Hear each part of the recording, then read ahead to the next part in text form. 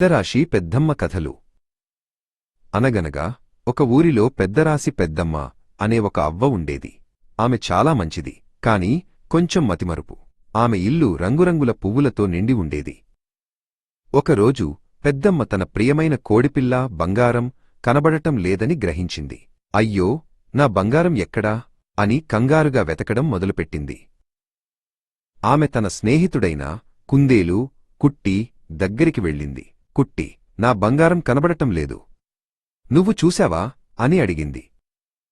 లేదు పెద్దమ్మా, నేను చూడలేదు. కాని మనం కలిసి వెతుకుదాం పద అని కుట్టి అంది. ఇద్దరూ కలిసి బంగారం కోసం వెతకడం ప్రారంభించారు. వారు దారిలో ఒక తెలివైన గుడ్లగూబ జ్ఞాని కలిశారు. జ్ఞాని, మా బంగారం తప్పిపోయింది, దాన్ని కనుక్కోవడంలో మాకు సహాయం చేయగలవా అని పెద్దమ్మ అడిగింది.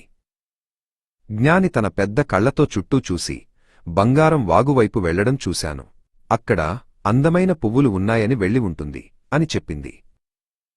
పెద్దమ్మ మరియు కుట్టి వాగువైపు పరుగెత్తారు. అక్కడ పువ్వుల మధ్యలో బంగారం ఆడుకుంటూ కనిపించింది. బంగారం, నిన్ను చూసి చాలా సంతోషంగా ఉంది అని పెద్దమ్మ ఆనందంగా దాన్ని ఎత్తుకుంది. బంగారం కూడా సంతోషంగా కిలకిలమన్నది.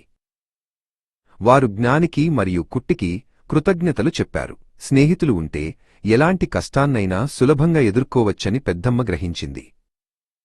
ఆ రోజు సాయంత్రం అందరూ కలిసి పెద్దమ్మ ఇంట్లో వేడివేడి బజ్జీలు తింటూ సంతోషంగా గడిపారు. నిజమైన సంపద స్నేహితులే అని వారు తెలుసుకున్నారు.